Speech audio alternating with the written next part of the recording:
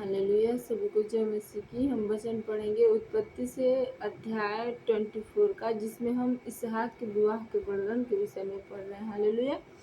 मेरे प्रियो, हमने अब तक पढ़ा था कि अब्राहम ने अपने दास से कहा कि तू मेरे पुत्र के लिए एक लड़की लाएगा, एक कन्या लाएगा, लेकिन मैं जिस देश में रहता हूँ, जिसे देने के लिए प्रभु ने मुझसे वाचा बांधी है, इस देश की लड़की नहीं, बल्कि मेरे भाई, मेरे कुटुंब के बीच में से एक कन्या लेकर आएगा। हालेलुया। तो जो अब्राहम का दास है, वो अपने स्वामी के कहे अनुसार उसके नगर में जाता है और वहाँ एक कुएं के पास बैठ जाता है और परमेश्वर से प्रार्थना करता है कि हे मेरे स्वामी के परमेश्वर, तू मेरी सहायता कर। मैं जिस लड़की को कहूँ कि तू मुझे पानी पिला, और यदि वो उत्तर दे कि ले पी ले, तेरे पीछे मैं तेरे ऊँटों को पिलाऊंगी, उसी को मैं मानूंगी कि वही तेरी ओर से मेरे स्वामी के पुत्र के लिए सही लड़की है। हालेलुया। अब हम आगे पढ़ेंगे। और ऐसा हुआ कि जब वह कह ही रहा था कि रिबका, जो अब्राहम के भाई नाहोर के जन्माए मिल्का के पुत्र बतूएल की बेटी थी, वह कंधे पर घड़ा लिए हुए आई।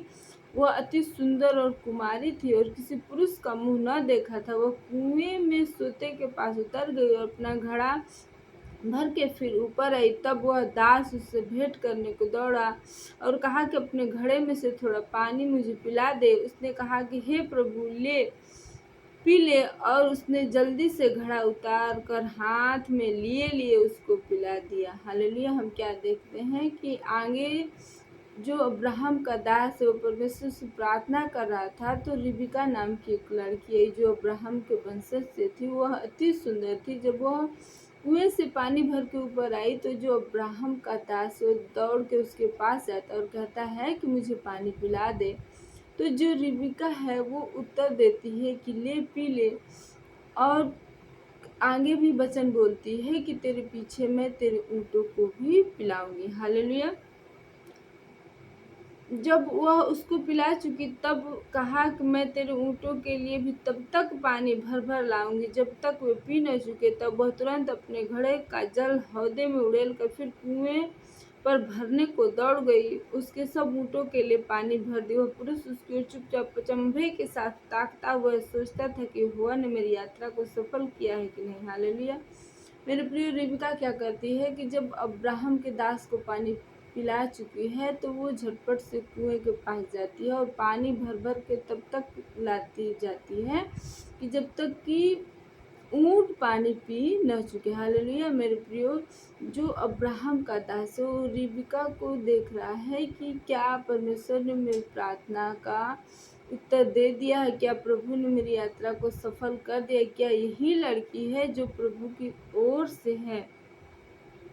हालेलुया। मेरे प्रियो, इन वचनों से हम क्या समझते हैं? यदि हमारे जीवन में कोई असंभव काम हो, जो हमारे लिए असंभव लगे, जो हमारे लिए कठिन लगे, जिन्हें हम अपने दिल दिमाग में सोचते हो कि ये तो हमारे जीवन में पूरा नहीं हो सकता, ये हमारे सामर्थ्य से बाहर है, हमारी सोच से बाहर है, लेकिन यदि हम प्रभु के साथ रिलेशन में रहें, प्रभु के साथ एक रिश्ता कायम किए रहें, यदि हम प्रार्थना में रहें, उपवास में रहें, वचन को पढ़ते रहें और प्रभु के साथ मनन करते रहें, प्रभु की राहों पर निरंतर चलते रहें, तो हमारा जो प्रभु है वो हमारी मन की इच्छाओं के अनुसार हमारे जीवन में काम करने वाला परमेश्वर है। अतः हमें हमारी खुशी को वो प्रदान करता है, हमारी वो खुशी जिसके ऊपर हमारी आस होती है, हमारी उम्मीद होती है, जिसके साथ हमारा आनंद जुड़ा होता है, जिसके साथ हमारा